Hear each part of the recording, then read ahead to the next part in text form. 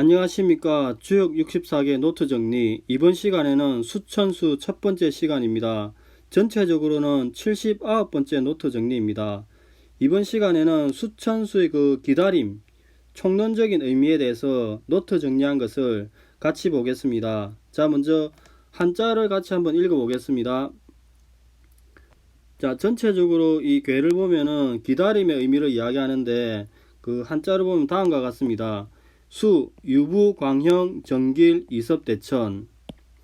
기다림은 믿음이 있으면 크게 형통하고 고으면 길하니 큰 내를 건너는 것이 이섭대천 이로우니라. 즉 수는 한자의 의미가 이제 기다린다, 비를 만나서 나아가지 않고 멈추어 서서 기다린다는 의미가 있습니다. 즉 상계는 수고 하계는 천이죠. 그래서 이제 의미를 보면은 이렇게 험난함을 앞두고 상계는 수, 하계는 천인데 험난함을 앞두고 기다린다 이렇게 합니다. 즉 상계수는 물, 험난함, 비, 은퇴, 구멍, 통함, 노고, 이를 의미한다고 합니다. 하계천은 하늘, 강건함, 차가운 말의 진전, 말, 즉 진의 진전을 의미한다고 합니다. 이렇게 상계, 험난함이 앞에 있으니 때를 기다린다고 이야기합니다. 즉 이런 물상은 제가 주역 노트 정리 기초 1번부터 6번까지 한 그 부분이니까 이 부분은 구구단과 같습니다. 그러니까 계속 이제 이거를 외워야죠.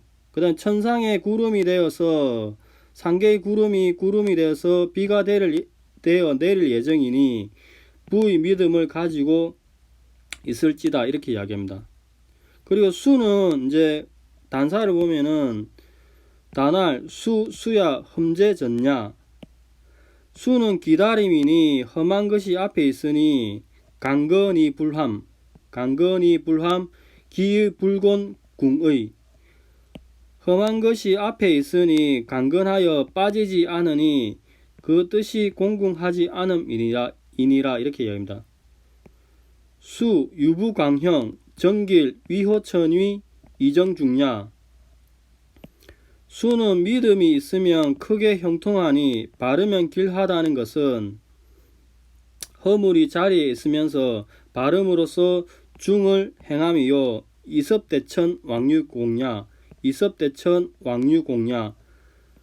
큰 내를 건너면 이롭다 하는 것은 가면 공이 있으리라 이렇게 이야기합니다. 그러면은 이제 대상전을 보면은 운상 어천 수 군자의 음식 연락.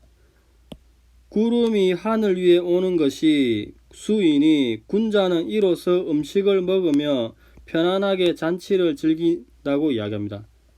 그러면 이제 이렇게 잔치를 즐긴 의미가 군자는 이렇게 험난함을 앞두고 이제 애달아 하지 말고 여유롭게 잔치를 즐겨야지 조급하게 큰 일을 처리해서는 안 되고 때를 기다리라 이 말이죠. 즉 때를 기다리며 정교함과 예리함을 키워야 한다 이렇게 이야기합니다. 조바심을 가지지 말고. 자, 여기가 기존의 설명이고 다산의 이제 물상에 대한 설명과 총론을 보겠습니다. 한자를 먼저 같이 읽어보겠습니다. 수, 유부, 광형, 정길, 이섭대천. 수는 믿음이 있음이니 빛나고 형통하며 일을 맡아 처리함이 길할 것이다. 이섭대천, 큰 내를 건너는 것이 이로울 것이다. 이렇게 이야기합니다. 자, 수의 일반적인 이제 총론을 보면은 이렇게 수천수 본계가 있죠. 이 본계는 또 다른 본계의 모계인 내천대장과 풍택중부에서 이렇게 추이하여 온 것입니다. 자, 그러면 이제 개별 의미를 하나 보면은 기다리고 나아간다. 수천수에 보면은 여기가 이제 수천수 본계의 모계죠. 본계죠. 여기가 수천수 본계인데 이 수천수는 본계의 또 다른 모계인 내천대장에서 이렇게 나왔죠. 그래서 내천대장에서는 이렇게 강이 하나, 둘, 셋, 네 개가 있으니까 이제 이렇게 진의 길에 막힘이 이렇게 없는 거죠. 진의 길이 이렇게 막힘이 없는 상태에서 추위를 하게 되니까 앞에 감의 험난함이 나는 것입니다. 그리고 여기에 강은 또 건말이 되는데 건말은 나아가려고 하죠. 근데 이 험수는 또 막으려는 성질이죠. 그래서 기다린 뒤에 나아간다는 이야기가 있습니다. 즉 글을 보면은 내천대장 본계의 모계인 진의 길이, 상계의 진의 길이 막힘이 없었는데, 즉 양이 네 번째까지 전진을 했는데 추위를 하게 되면은 수천수가 되어서 상계 수가 험이 앞에서 기다림 막고 있다. 또한 내천대장의 하계 건장한 말이 험난 앞에 기다리고 있는 상이 나온다. 이렇게 얘기합니다. 즉 건은 건장함의 성질로 나아가면서 감은 또한 험난한 성질을 맡고 있으니까 그리하여 결국 기다린 뒤에 나아간다고 이야기합니다. 자, 똑같이 이제 비가 내리지 않는, 구름이 되었으나 비가 내리지 않는 이 물상을 한번 보겠습니다. 자, 수천수 본계를 보면은 하계가 이렇게 건이죠. 건 위에 이렇게 구름, 수가 가득하게 있는데 왜 비가 내리지 않느냐? 리의 태양이 너무 뜨거워서 비가 내리지 않는 거죠.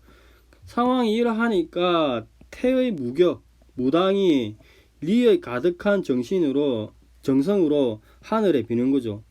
즉 하늘 위에 구름이 있는데 비가 내리지 않는다. 이 내리지 않는 이유는 뜨거운 태양이 물을 말려버려서 가뭄이 극심한 상황이죠. 이게 이제 여기 있는 A의 상황이 되는 거죠. 그렇게 되니까 B, 무당이 리의 정성으로서 간절히 기도합니다. 이 두 개를 A, B를 합치면은 강의 비는 하늘에 있지만 그 혜택이 내리지 않아 기대하는 바가 간절하다고 이야기합니다. 그래서 수천수 이제 이렇게 되는 거죠. 그 다음에 이제 의심의 상은, 수의 의심의 상은 여기가 본계, 수천수의 본계인데 이 본계는 또 다른 본계의 모계인 풍택중부로부터 왔죠. 풍택중부는 최초에 이렇게 대리로서 믿음이 있는데 추위를 하게 되면은 이렇게 이제 감의 의심이 생긴다고 합니다.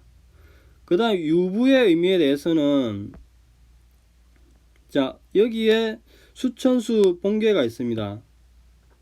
수천수 본계가 이렇게 여기에 수천수 본계죠. 본계인데 수천수의 본계는 그 풍택중부라는 본계의 모계로부터 왔죠. 그래 풍택중부는 크게 대리의 상이죠. 대리는 믿음인데 이렇게 추위를 하더라도 여전히 이렇게 리가 있죠. 리를 획득하고 그 다음에 강이 중을 획득하니까 믿음이 있는 거죠. 그 다음에 왕유공은 풍택중부의 3이 6으로 가니까 결국 상계가 이렇게 감의 일이 생기는 거죠. 그래서 가서 공을 세운다 이렇게 이야기합니다. 그 다음에 정길도 이제 본상이 이렇게 상계가 감의 일이 있으니까 일을 맡아 처리하면은 감 위에 감 위에 감이 있으니 일을 맡아 처리하면 길하다 이런 물상을 도출해낼 수 있다고 합니다.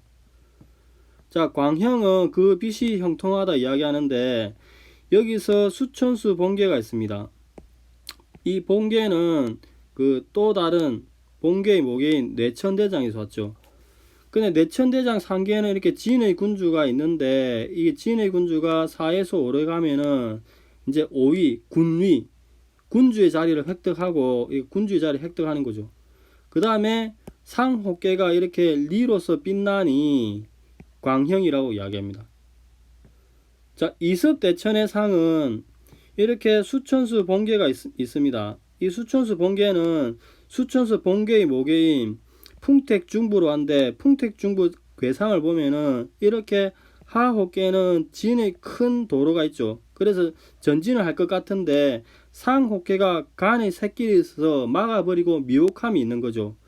이 상태에서 추위를 하게 되면은 이렇게 결국에는 감의 하천을 건너는 상이 나오니 이를 이섭대천이라고 이야기합니다. 즉 3이 6으로 가니 감의 하천을 건너는 물상이 나온다고 이야기합니다.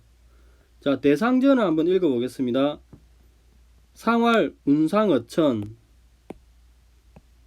수 군자의 음식 연락 구름이 하늘 위에 있는 것이 수개의 상이다. 군자는 이 괴상을 살핌으로써 음식을 먹으면서 연회를 즐긴다고 이야기합니다. 즉 이렇게 수천수의 상이 있으면은 이렇게 이제 하늘 위에 구름이 있는 거죠. 그래 군자는 이 괴상을 살핌으로써 음식을 먹으며 연회를 즐긴다는데 여기에 음식을 이렇게 했죠.